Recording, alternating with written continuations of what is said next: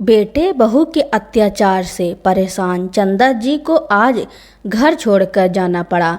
वह रात के अंधेरे में इधर उधर चली जा रही थी। वह इतना परेशान थी कि उन्हें इतना होश ही नहीं था कि वह जा कहाँ रही थी। रात से सुबह हो गई, लेकिन वह जाएं तो कहाँ जाएं। अब वह लोगों के घरों में काम मांगने लगी थी, लेकिन उन्हें काम नहीं मिला। एक महिला को उन पर तरस आ गया। वह अपने घर में अपने बच्चे की देखभाल के लिए रख लेती हैं। माँ, आपसे कितनी बार कहा है, यूं ही मुंह उठाए हमारे कमरे में मत आया करो। अकल बची है थोड़ी बहुत, यह सब बुढ़ापे में सठिया गई है। बेटे की बातें सुनकर चंदा जी की आंखों में आंसू आ गए। वह भावुक होती हुई बोली, बेटा तुम पेड़ा लाए हो क्या? वहाँ जाकर बाहर मंदिर में रखे देखे तो सोचा तू लाया होगा। तुम तो जानते हो मुझे पेड़े कितने पसंद हैं। इतना सुनते ही बहू तिलमिलाते हुए बोली, काम को कह दो तो आपसे चला नहीं जाता, और खाने की खुशबू कुत्ते की तरह सूंघते हुए खाने तक पहुंच जाती हैं। बहू क्या कम थी कि बेटा भी तुरंत बोल पड़ा, क्या माँ, सारा मज़ा खराब कर दिया। कितने प्यार से मैं आपकी बहू के लिए पेड़े लाया था, पर आप अपनी मनहूस शक्ल लेकर आ ही गई। अब जाओ यहाँ से। बेटे की बातों से चंदा जी का सब्र का बांध टूट गया और उनकी आंखों से आंसू बहने लगे। वह खड़ी खड़ी अपने बेटे के चेहरे को निहार रही थी कि यह वही बेटा था जो बचपन में माँ के हिस्से की भी मिठाई खा जाता था। और चंदा जी का पेट तो ऐसे ही बेटे को खुश देखकर भर जाया करता था। और आज एक पेड़े के लिए उन्हें इतना सुना दिया कि बेटे के शब्दों से चंदा जी का आत्मसम्मान छलनी हो गया था। बहरी हो क्या बुढ़िया, सुनाई नहीं दिया? अब क्या लगता है तू ऐसे नहीं मानेगी? तो बहू भागते हुए आई और चंदा जी का हाथ पकड़कर कमरे से बाहर धकेल दिया और अंदर दरवाज़ा लगा दिया। बहू ने इतनी जोर से धकेला था कि चंदा जी कुर्सी पर से नीचे गिर गईं। उनके दोनों घुटनों में चोट आई तो उनकी एकदम से दर्द से चीख निकल पड़ी और वह फर्श पर बैठकर अपनी किस्मत को रोने लगती हैं। आज उन्हें अपने पति की बहुत याद आ रही थी। उनके पति के जाते ही बेटे बहू ने उनकी क्या दुर्दशा कर दी, पर अपना दुखड़ा वह सुनाए तो किसे सुनाए। बेचारी बेटी तब तक यहाँ थी, फिर भी मेरा साथ देती थी, लेकिन उसे भी बहू ने यहाँ कहाँ चैन से जीने दिया था। यही सोचते सोचते वह अपने अतीत की यादों में खो गई। हे भगवान, यह आंगन की कैसी हालत हो गई है। खाने वाले इस घर में भरे पड़े हैं, लेकिन घर की साफ सफाई और उसकी देखभाल के लिए क्या कोई नहीं है? खाने की टेबल पर तो सब जमा हो जाते हैं और अभी मैं इतनी देर से गला फाड़ फाड़ कर चिल्ला रही हूँ, पर मजाल है कि माँ बेटी सुन ले। मम्मी जी, दिव्या घर छोड़कर चली गई क्या? उर्मी गुस्से में अपनी सास और ननद को कहती है।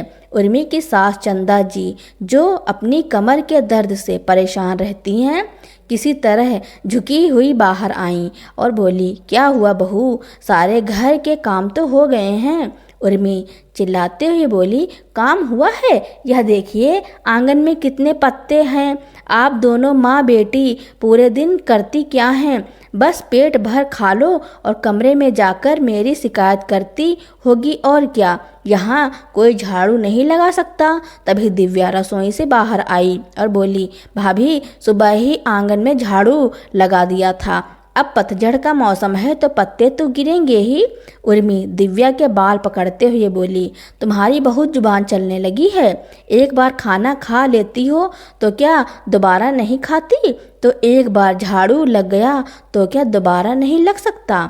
मम्मी जी, मैं कह रही हूँ अपनी बेटी को संभालो, वरना जिस घर जाएगी वहाँ आग ही लगाएगी। चंदा जी बोली, बहू बच्ची है, माफ़ कर दो उसे। उर्मी बोली, बच्ची है, इतनी बड़ी हो गई है, एक तो कोई लड़का नहीं मिल रहा और मिलेगा भी तो शादी का खर्चा मेरे सर पर आएगा। अगर कोई है तो जाकर मंदिर में कर लो, हमारी भी छुट्टी करो। चंदा जी बोली, बहू यह कैसी बातें कर रही हो? क्या तुम अपने घर वालों से भी ऐसे ही बातें करती हो? आखिर तुम हमारे साथ ऐसा व्यवहार करते ही क्यों हो? उर्मी बोली, यह रोकर मुझे मत दिखाइए, आज मेरी भतीजी का मुंडन है, भैया ने मुझे बुलाया है। बुलाया तो आप सबको भी था, पर आप सबको ले जाकर मैं अपनी हंसी नहीं उड़ाना चाहती। तो मेरे पीछे से घर में साफ सफाई में कोई कमी नहीं आनी चाहिए, और मैं देर से आऊँगी, इस बात का ध्यान रखिएगा। इतना कहकर आगे बढ़ने लगी। तभी दिव्या पीछे से बोली, भाभी आप अकेले जाएंगे या भैया और बच्चे भी जाएंगे? उर्मी गुस्से से पीछे पलटी और बोली, देख लिया अपनी बेटी को, इतना भी नहीं सिखाया कि पीछे से आवाज ना लगाया करें।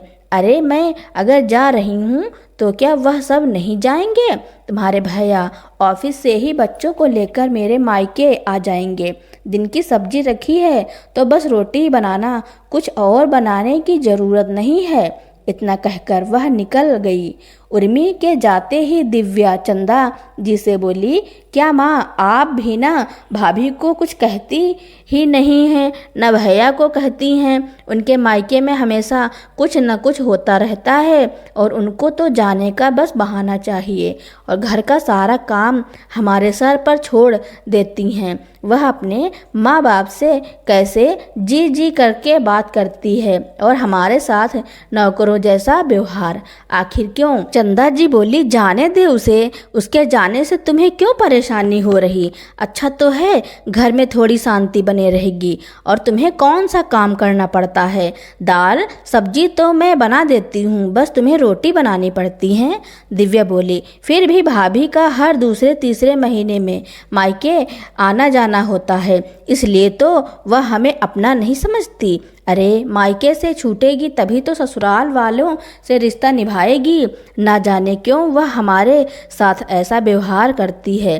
कभी देखा है किसी भाभी को अपनी ननद के साथ गाली गलौज करते हुए? कहते कहते दिव्या की आंखें भर आईं। चंदा जी बोली, रो मत बेटा, क्या करोगी? काश कि तुम्हारे पिताजी जिंदा होते तो यह स्थिति नहीं होती। दिव्या बोली, पिताजी नहीं हैं तो क्या हुआ, बड़ा भाई तो है, पर मोहन भैया भी भाभी को कुछ नहीं कहते। रोते रोते दिव्या अपने कमरे में चली गई। चंदा जी सोचने लगी कि कैसे उर्मी और मोहन की शादी धूमधाम से की थी। उसका मायका बहुत बड़ा है, इसीलिए हर दूसरे महीने मायके में किसी न किसी फंक्शन के बहाने वह जाती रहती है। कभी जन्मदिन तो कभी सालगिरह। उसका मायका भी तो बड़ा था। चंदा जी को उसके जाने से कोई परेशानी नहीं थी, परंतु मायके की वजह से ससुराल में वक्त कम बिताने लगी और अपनी सास और ननद से दूर होती चली गई। वहाँ उसकी माँ उसकी भाभी से अच्छा व्यवहार नहीं करती थी। यही सब देखते देखते उर्मी की मानसिकता भी वैसी ही हो गई और वह अपनी सास ननद के साथ वैसा ही व्यवहार करने लगी। दुख तो इस बात का था कि मोहन देखकर भी अनदेखा कर देता था। शाम होने पर दिव्या ने माँ के लिए चाय बनाई। चंदा जी बोली, चाय क्यों बनाई बेटा? अगर चीनी और चाय की पत्ती कम हो गई तो बहू आकर तुम्हें 4 बातें सुनाएगी। ना जाने भगवान तुम्हारे लिए किसे चुन कर रखा है। अच्छा होता तुम शादी करके अपने घर चली जाती, तुम्हारा भी दर्द अब मुझसे बर्दाश्त नहीं होता।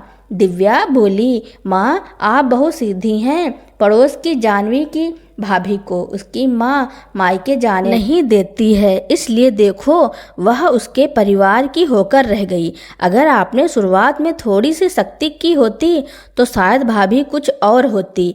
अब जल्दी से चाय पी लो ताकि मैं बर्तन धोकर रख दूंगी, भाभी को पता नहीं चलेगा। चंदा जी बोली, बेटा दूसरे अपनी बहू के साथ क्या करते हैं मुझे उससे कोई मतलब नहीं, लेकिन मैं अपनी बहू पर किसी प्रकार की पाबंदी नहीं लगाना चाहती थी। मैं तो यही सोचती थी कि जो मेरे साथ हुआ मेरी बहू के साथ ना हो। यह भी सच है बेटी, बेटी को कितना भी प्यार करने वाला ससुराल मिल जाए, मायके का मोह कभी कम नहीं होता है। जबकि यहाँ भी आज़ादी की कमी तो नहीं है। मुझे याद है तेरी दादी मुझे मायके नहीं भेजती थी, कहती थी मुझसे अब घर का काम नहीं होता, बस शादी विवाह में ही मैं अपने मायके जाती थी, इसलिए मैंने अपनी बहू पर पाबंदी नहीं लगाई। काश तुम्हें भी ऐसा ससुराल मिले जो बेटी समझकर रखे। चंदा जी की आंखें भर आईं। रात में उर्मी पूरे परिवार के साथ लौटी। उसके हाथ में खाने पीने की बहुत सारी चीज़ थी। उसने सभी चीज़ों को फ्रिज में रख दिया और दिव्या से बोली, खबरदार जो बिना मुझसे पूछे कुछ निकाला तो। यह लो तुम लोगों के लिए केक लाई हूँ, खा लेना। दिव्या ने देखा कि उर्मी ने केक का अच्छा पीस फ्रिज में रख दिया और टूटे हुए टुकड़े दोनों माँ बेटी के आगे रख दी। दिव्या बोली, माँ मुझसे यह नहीं खाया जाएगा, हम क्या भिखारी हैं? यह भी मैं रख देती हूँ, खुद खाएगी। चंदा जी बोली, नहीं बेटा, उस बच्ची की इसमें क्या गलती है, खा लो और उसे आशीर्वाद दो। इतना कहते हुए फ्रिज से आटा निकालने लगी। मोहन पानी पीने आया और बोला, माँ आप लोगों ने अभी तक खाना नहीं खाया, अरे खा लेना चाहिए था। दिव्या बोली, भैया बड़ी जल्दी आपको अपनी माँ बहन की याद आई। मोहन बोला, माँ इसे क्या हुआ है, यह इतनी उखड़ी उखड़ी सी क्यों है? चंदा जी ने बात को टालना चाहा, पर दिव्या कहाँ चुप रहने वाली थी। भैया हमारे ही घर में हमारे साथ कैसा व्यवहार होता है, यह आपको दिखाई नहीं देता या आप देखना नहीं चाहते? मोहन बोला, दिव्या कुछ बातों को नज़रअंदाज करना चाहिए। तुम जानती हो उर्मी अपने में सुधार नहीं लाएगी, बल्कि घर में और कलह बढ़ा देगी, इसलिए मैं चुप रहता हूँ। अब तुम भी खाना खाकर सोने जाओ, इस बात को यहीं ख़त्म करो। तभी आप यहाँ क्या कर रहे हैं? क्या माँ बेटी मिलकर आपसे मेरी चुगली कर रही हैं? मोहन हंसकर बोला, अरे नहीं नहीं, तुम्हारी चुगली कोई क्यों करेगा, मैं तो बस पानी पीने आया था। चलो अब सो जाते हैं, बहुत देर हो गई, सुबह दफ्तर भी जाना है। इतना कहकर उर्मी को लेकर चला गया। वक्त बीता। चंदा जी के पति के एक दोस्त गिरीश जी एक रोज़ उनसे मिलने आए और बोले, भाभी मोहन से आप लोगों की खबर मिलती ही रहती है, पर अब मैं भी रिटायर हो गया हूँ, इधर से गुजर रहा था तो सोचा आपका हालचाल लेता चलूँ। चंदा जी बोली, बहुत अच्छा किया भाई साहब जो आप आए, उनके जाने के बाद तो लोगों से मिलना जुलना ही कम हो गया है। गिरीश जी बोले, और दिव्या बिटिया क्या कर रही है? चंदा जी बोली, उसकी पढ़ाई पूरी हो गई है। भाई साहब आपसे एक विनती है जी, कहिए ना, कोई अच्छा सा लड़का देखिए ताकि उसके हाथ पीले करके मैं भी मर सकूं। गिरीश जी बोले, क्यों मोहन आप लोगों का ध्यान नहीं रखता? चंदा जी बोली, भाई साहब बेटा शादी के बाद अपना बेटा कहाँ रहता है, बस बहू का पति बनकर रह जाता है। अब आपसे ज़्यादा कुछ नहीं कहूँगी, बस मेरी इतनी मदद कर दीजिए। गिरीश जी 2 मिनट चुप रहे, फिर बोले, भाभी मेरे भाई का लड़का पुलिस में नौकरी करता है, स्वभाव का बहुत अच्छा है, आप तो जानती होंगी हमारा संयुक्त परिवार है, तो मेरी बात वहाँ कोई टालेगा नहीं। और दिव्या बिटिया को तो मैं बचपन से देखा है, तो क्यों ना हम इन दोनों का रिश्ता करा दें। चंदा जी की आंखों में चमक आ गई और रोते हुए बोली, भाई साहब मैं कैसे आपका धन्यवाद करूं, बस इतना जान लीजिए कि मैं दहेज ज़्यादा नहीं दे पाऊंगी, बस आप मेरी बेटी की किसी तरह शादी करवा दीजिए, मैं जीवन भर आपका उपकार नहीं भूलूंगी।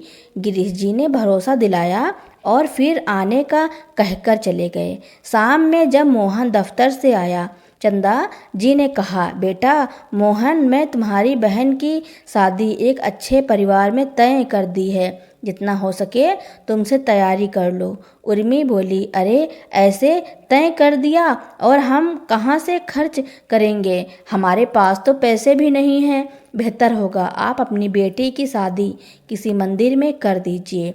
चंदा जी बोली, बहू मेरी एक ही बेटी है और मंदिर में भी अगर शादी करूंगी तो पैसे तो खर्च होंगे ही। और क्या लड़के को कुछ नहीं दूंगी या फिर बेटी की विदाई नहीं करूंगी? उर्मी बोली, मैं देख रही हूँ आपकी जुबान भी कैंची की तरह चलने लगी है। सुन लो जी, मैं एक पैसा आपको खर्च करने नहीं दूंगी। फिर चाहे आपकी माँ भीख मांग कर अपनी बेटी की शादी करे या खुद को बेच कर करे। चंदा जी बोली, बहू तब तो मेरे पास बस एक ही विकल्प बच जाएगा। मोहन बोला, और वह क्या माँ? वह बोली, मैं इस घर को बेच दूंगी क्योंकि मैं अपनी बेटी के सपनों को पूरा जरूर करूंगी। मैं आज तक तुम लोगों से कुछ नहीं बोली, पर अब मेरी बेटी की जिंदगी का सवाल है। इतना कहकर चंदा जी अपने कमरे में चली गईं। उर्मी हैरान थी। चंदा जी कमरे में गईं तो दिव्या बोली, वाह माँ, आज तो आपने जो भी कहा जबरदस्त कहा। कहाँ छुपा बैठी थी? चंदा जी बोली, बेटा माँ बच्चों की खुशी के लिए हर दुख सह लेती है, पर वही जब उसके बच्चों पर दुख की छाया पड़ती है तो वह माँ बर्दाश्त नहीं कर पाती। बस तुम्हें इतना ही कहूँगी, जिस घर भी जाओगी घर को कभी उजाड़ने की नहीं बल्कि बसाने की सोचना।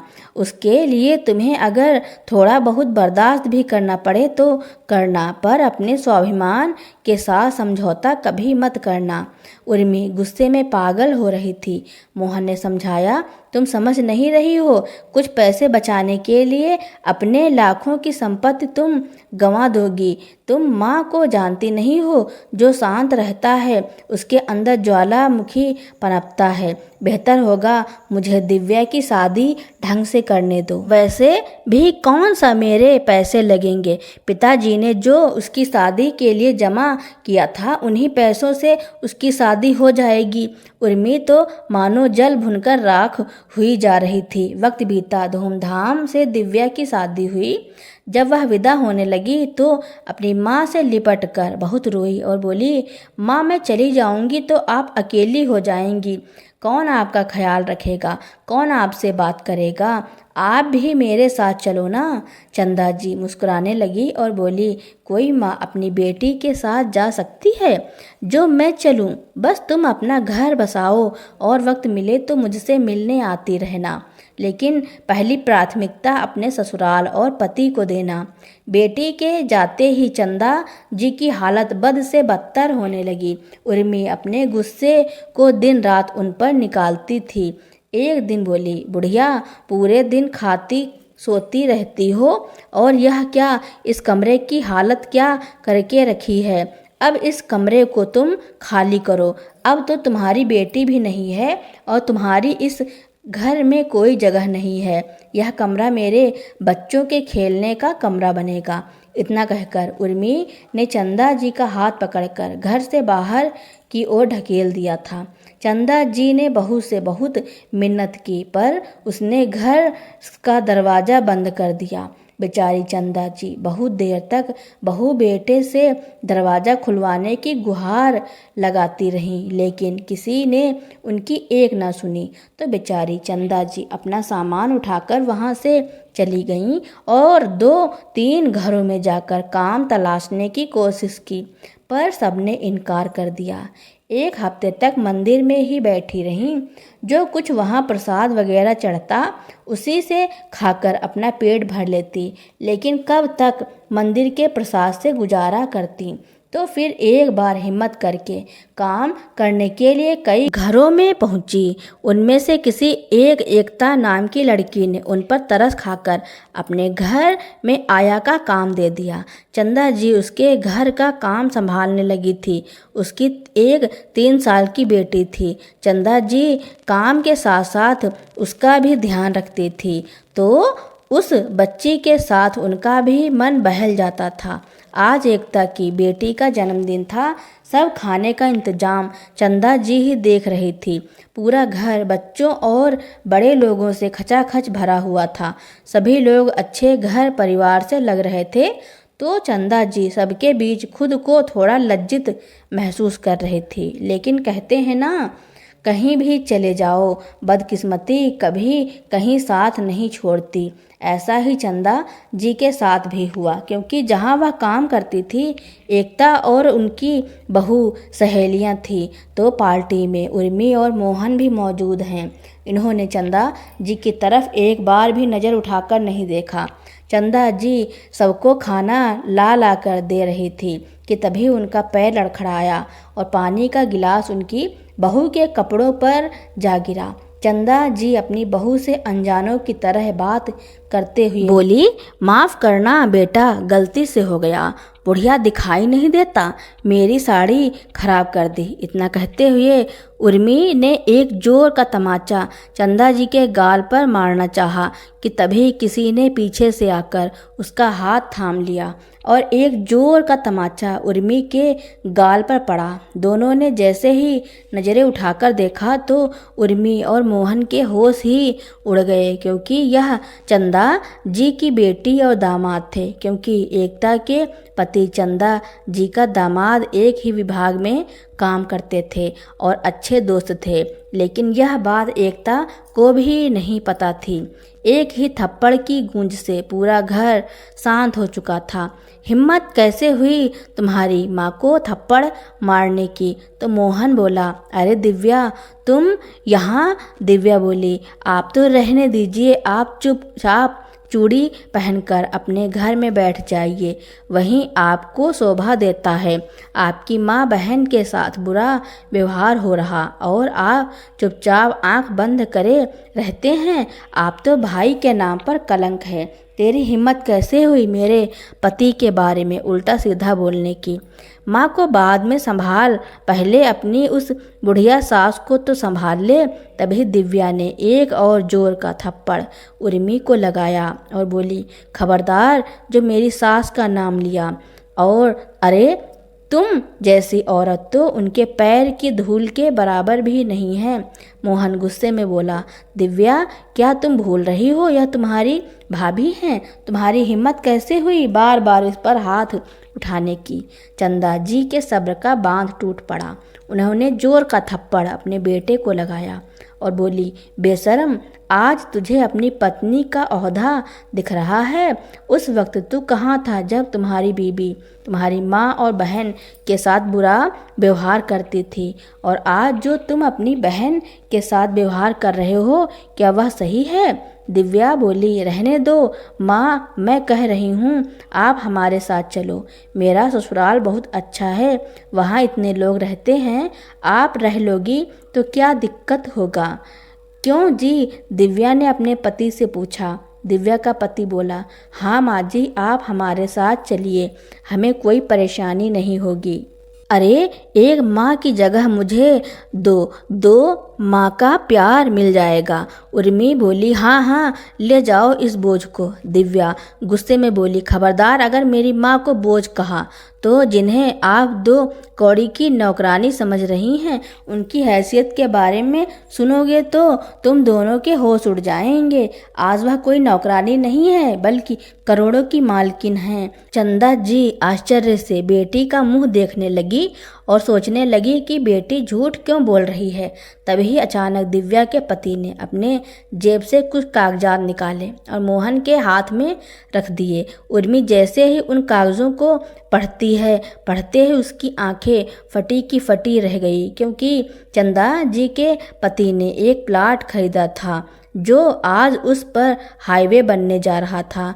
गवर्नमेंट ने उस जमीन के बदले में चंदा जी को 1 करोड़ रुपए दिए हैं। यह सुनते ही तो जैसे दोनों के पैरों तले जमीन ही खिसक गई। चंदा जी बोली, तुम्हें जवाब नहीं देती, विरोध नहीं करती थी, जिसका नतीजा है तो तुम लोग मुझे हल्के में ले रहे थे, पर तुम्हें चेतावनी दे रही हूँ, हफ्ते भर के अंदर अगर तुम्हें मैंने सबक न सिखाया तो मैं तुम्हारी माँ और तुम्हारी सास नहीं। इतना कहकर चंदा जी वहाँ से चली गई। उन्होंने पहले पुलिस कंप्लेन करवाई, फिर बेटे को नोटिस भेजी। देखते ही देखते कोर्ट का नोटिस मोहन के पास आ गया कि उस घर को खाली करें। अब दोनों के पैरों तले जमीन खिसक गई। दोनों चंदा जी के पास आकर माफ़ी मांगने लगे, पर उन्होंने उनसे मिलने से भी इनकार कर दिया और अपने आधे पैसे एक वृद्धा आश्रम को दान करके आधे अपनी बेटी के अकाउंट में डलवा दिए और बेटे को फूटी कौड़ी भी नहीं दी।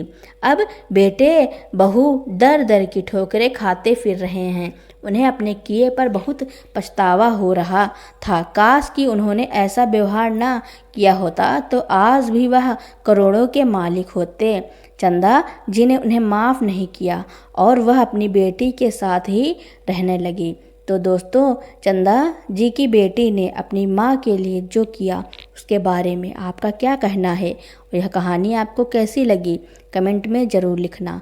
मेरी स्टोरी सुनने के लिए आपका बहुत बहुत धन्यवाद। ऐसी ही इंटरेस्टिंग स्टोरियाँ सुनने के लिए मेरे चैनल को लाइक, कमेंट, शेयर, सब्सक्राइब एवं बेल आइकन का बटन दबाना ना भूलना, ताकि मेरी नई नई स्टोरियाँ आप तक पहले ही पहुँचती रहें।